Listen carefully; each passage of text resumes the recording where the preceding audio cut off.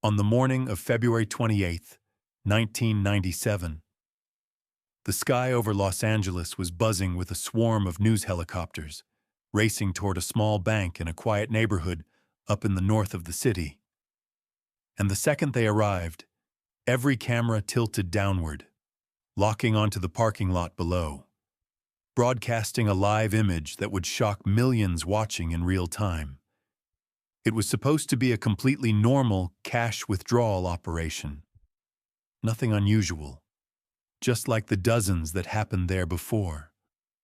But on that day, everything flipped upside down in an instant, turning into one of the most violent, most dangerous gun battles in the history of American law enforcement. Out of nowhere, a storm of gunfire erupted.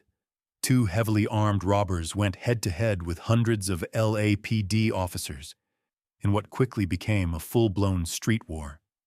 And the scene? It didn't look real. Two men, walking forward without a hint of fear, spraying bullets across the streets like the lives around them meant absolutely nothing. And even though it was just the two of them, their firepower was on a completely different level. While the officers carried pistols and short-range weapons, the robbers were armed with heavy automatic rifles, dumping out thousands of rounds without a single pause. But it didn't stop there. Both men were wrapped in layers of body armor, turning the police bullets into useless sparks bouncing off their suits. Every shot the officers fired just ricocheted away, while the attackers kept pushing forward without slowing down. Within moments, the streets of Los Angeles felt like a battlefield. Gunshots echoing non-stop, smoke rising in the distance, people running in panic, trapped in the chaos with nowhere to go. What happened that day wasn't just a failed robbery. It was a shocking event that forever changed how American police respond to extreme violence, rewriting the entire playbook of armed confrontation in the United States. Now let's dive in and enjoy the thrilling details that make this story. Larry Phillips Jr., one of the two men I mentioned at the start of this story, wasn't just some random criminal. He was born into crime. His grandfather was a train robber. His father was known for digging up graves and stealing whatever he could find inside. With a family tree like that, it wasn't exactly shocking that Larry followed the same path, eventually becoming one of the most dangerous, most notorious bank robbers in U.S. history. But he didn't start with big heists. Back in 1984, after dropping out of school, he threw himself into bodybuilding. Since he was a kid, he always wanted to make money, but always in the wrong ways. He grew up in a family that didn't know anything about morals or values. So he signed up at Gold's Gym in Pasadena, thinking that a strong body and big muscles would help him use women in casual relationships to get money out of them. But it didn't take long for reality to smack him in the face. His body just couldn't build the kind of muscle he was dreaming of. And when that first dream collapsed, he started looking for another way. So he put on fancy suits, pretending to be some successful businessman. And to complete the act, he tried stealing expensive clothes from a store. He got caught and ended up in jail for a while. When he got out, nothing changed. If anything, he came back worse. He worked as a real estate agent for a bit and used the job to pull off small scams on his clients. But those little tricks weren't bringing in the kind of cash he wanted. He realized this path wouldn't take him anywhere. And that's when the idea of robbing banks started taking over his mind. But a job like that, you don't do it alone. He needed a partner. And that's where Emil comes in. Emil Matasareanu was the second robber I talked about earlier. Larry met him at Gold's Gym. Emil had moved from Romania to Los Angeles in 1976. Since childhood, he suffered from a rare heart disease that stopped him from playing sports, or even moving normally.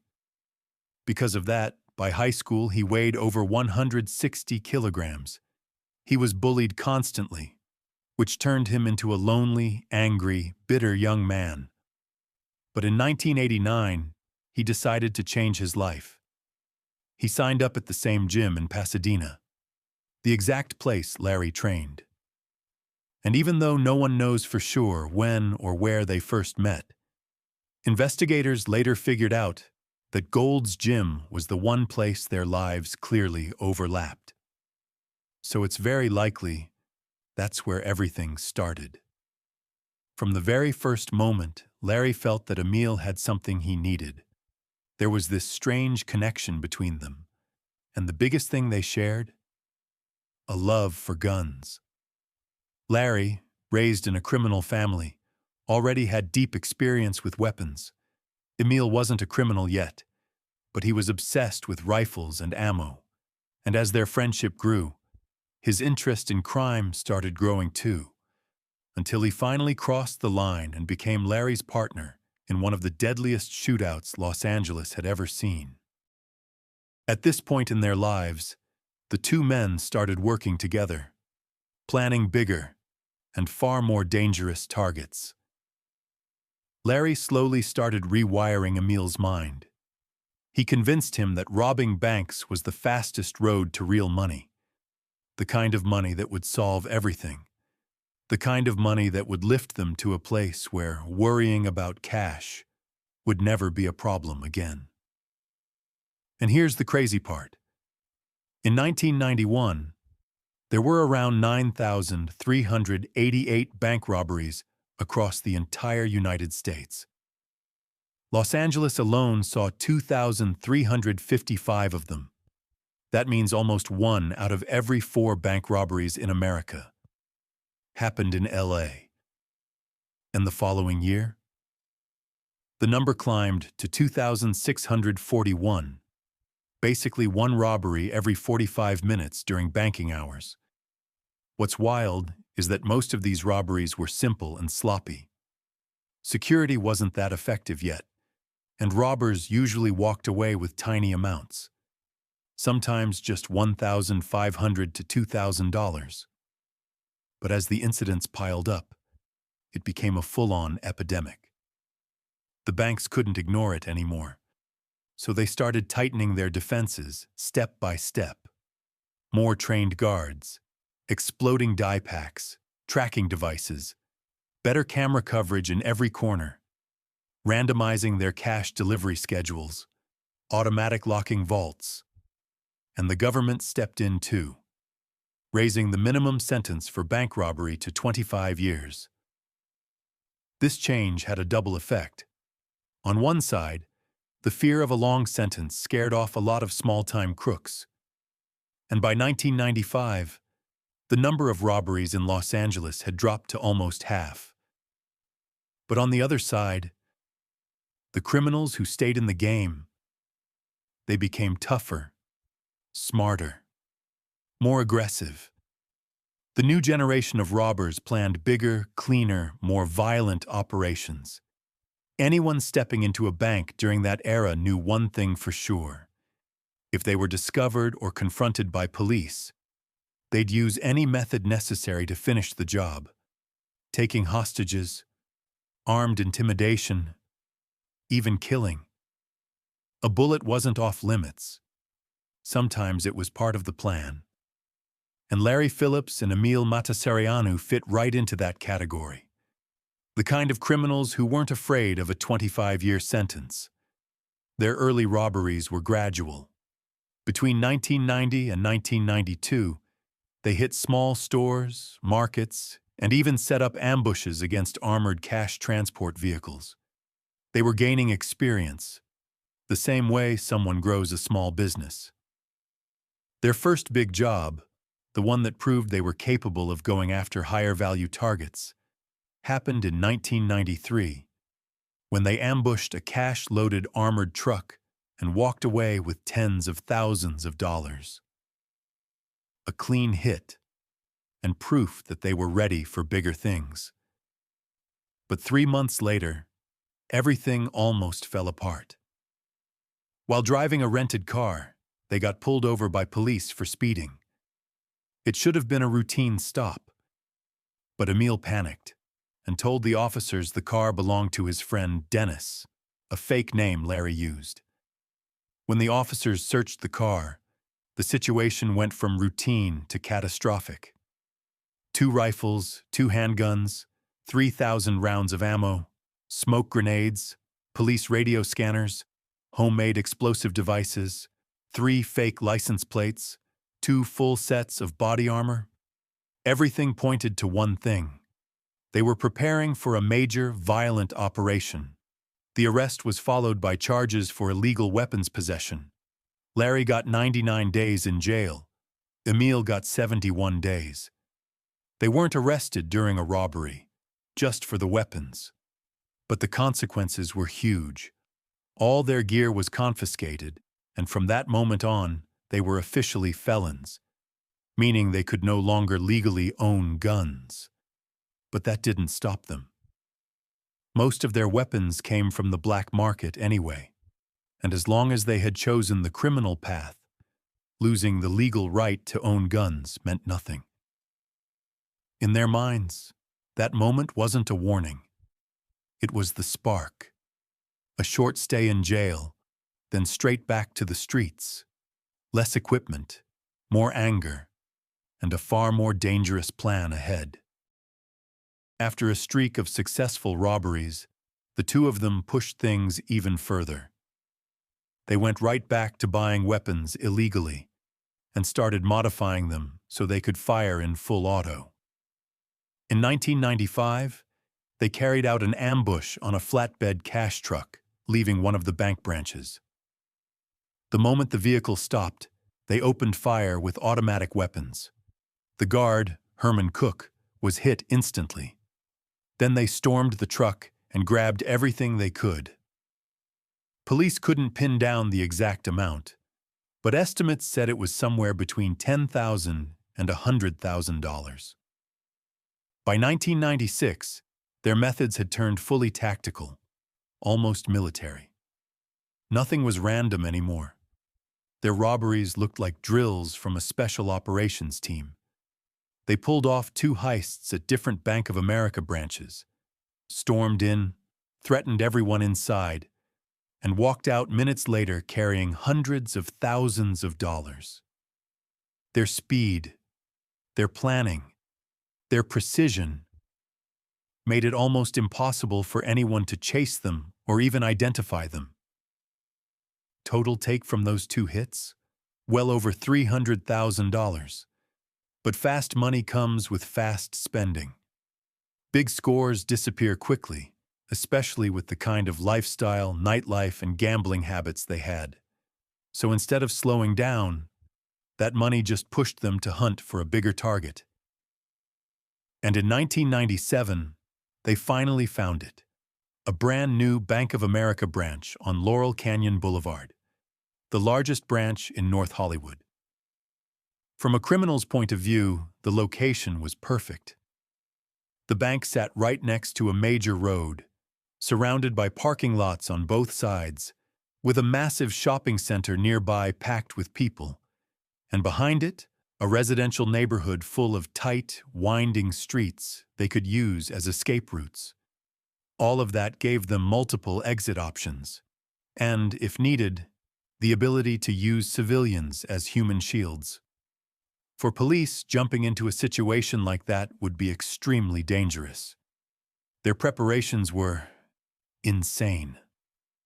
They gathered more than 3,000 rounds of ammunition, enough to supply a small unit. They had 3 fully automatic Norinco-type 56 rifles, a Chinese-made AK-47 with a 100-round drum, a Bushmaster XM-15, basically a compact M16 modified for full auto, and an HK-91 for long-range fire. Under their clothes, they wore Kevlar armor reinforced with steel plates on the chest and back. Larry took it even further, wrapping his waist, arms, and legs with additional pads and protective coverings. He was basically suiting up for an actual firefight. Meanwhile, regular patrol officers back then only carried light uniforms and 9mm pistols with a few magazines. The difference between what cops had and what Larry and Emil were bringing into that bank was terrifying. The plan was simple on paper. Walk in, control the civilians, force the employees to open the vault, fill the bags, walk out before the police got there. 8 minutes, start to finish. They chose a Friday morning, a day when vault deliveries were usually smaller than other days. They expected to walk out with no less than $750,000. This wasn't some impulsive gamble. This was years of experience, gathered into one operation. They had studied every possibility, every scenario, every detail. Just before going in, they parked their white Chevy in the north lot on Laurel Canyon. They swallowed phenobarbital tablets to calm their nerves, a trick some criminals use to stay cold and steady. And they'd stitched tiny watches onto their clothing so they could track time down to the second. If everything went according to plan, they'd be out in 8 minutes with bags full of cash. But then, something happened. Something they didn't expect. And in the next moments, everything would fall apart. As they got close to the bank's entrance, Larry spotted a police patrol car rolling casually down Laurel Canyon Boulevard. He couldn't tell if the officers had noticed them or not, but he decided to stick to the plan anyway. Seconds later, that same patrol noticed something suspicious and immediately called for backup. And right there, the whole situation started to unravel. Inside the bank, chaos exploded instantly. Larry grabbed a man who was just pulling cash from the ATM, shoved him down, and the two stormed inside. Right then, Larry fired a burst into the ceiling, not to hit anyone, but to shock the entire room into silence and fear. Emil rushed straight toward the security door behind the counters and forced the assistant manager toward the vault area. And that's where the real trouble began. Instead of one big central vault like they expected, they found individual large cash boxes, each with its own separate key. Even worse, the cash delivery schedule had been changed that morning for security reasons. Just pure bad luck, but enough to slow them down badly. 3 minutes in, Larry felt the pressure rising. He left Emil with the boxes and stepped outside to reassess the situation. One quick look south told him everything he needed to know. LAPD officers had already locked down the entrances of the shopping mall across the street. Things were moving toward disaster. Fast. Inside, Emil tried to grab whatever cash he could as quickly as possible. While stuffing the bags, his fingers brushed against 3 die packs, the explosive ink charges banks use to ruin stolen money the moment a bag is opened or hit. Outside, more than 20 officers were already taking defensive positions, covering the north and west sides of the bank. Larry stepped out again, lifted his AK-47, and unleashed hell. In a single instant, the street transformed into a war zone. Bullets ripped into cars, tore through walls, and sent civilians scrambling. Officers fired back with their 9mm pistols, but the rounds barely scratched Larry's heavy body armor. Larry stood in the middle of the street, spraying hundreds of rounds as if he wanted to carve his name into the city with fire. Emil joined him moments later, firing wildly to keep the officers pinned down and buy his partner more time. Civilians ran in every direction, panic mixing with dust, smoke, and the echo of gunfire. Then, a turning point. A bullet struck Emil's bag. The die packs inside detonated all at once, sending up a loud pop, a cloud of red smoke, and a storm of ruined bills exploding out into the street. Emil dropped the bag immediately, convinced everything was ruined. not knowing most of the money was wrapped in plastic and hadn't been fully stained. But in that moment, none of it mattered. This wasn't a robbery anymore. This was survival. Their thinking wasn't calm or calculated anymore. They were trapped, under fire, and running on pure instinct. Larry kept fighting for more than 20 minutes straight, alone, pouring out round after round. Emil, bleeding from a cut on his head, tried to pull himself together through the smoke and confusion. During the firefight, Larry took 3 hits. One round slipped past the edges of his armor, but fueled by adrenaline and the phenobarbital he'd taken earlier, he kept shooting. When the AK-47 ran dry, he grabbed the HK-91 and kept going. He tried calling out to Emil to coordinate an escape, but a shot slammed into his left hand, wounding him and ruining his grip on the gun. Above them, 6 helicopters circled, cameras rolling. One of them captured a clear shot of Emil touching his bleeding head, smearing blood across his face and the hood of the nearby car. In a moment of pure frustration, Larry lifted his rifle and aimed at the helicopters, but they were way too high to hit, and with his injured hand, he barely had control over the weapon at all. The street, a place they'd planned to cross in 8 minutes flat, had turned into a battlefield soaked in smoke, bullets, and chaos. A robbery that had been timed to the second had collapsed into a full-blown urban firefight. Injuries, explosions, dye packs, shattered windows, civilians fleeing, and now escape was almost impossible. When the officers started firing at the car's tires, both of them blew out, and the tiny window of escape flipped on its head. Even then, Emil managed to climb into the vehicle, which was still getting hammered with bullets, and started driving it forward, slowly, while firing out the window. Larry stayed on foot, using the car as a moving shield, unloading round after round in a frantic, non-stop burst of fire. Emil pushed the crippled car toward the north exit of the parking lot and rolled into the nearby residential neighborhood, a maze of tight streets and side alleys that might have given them a chance to disappear. By sheer coincidence, they stumbled across an abandoned truck. Larry ducked behind it to regroup, while Emil kept fighting through a chase that had turned into a full-blown street pursuit. The police were tearing after them with relentless gunfire, and Emil finally realized he had no choice. He had to slam the gas and run.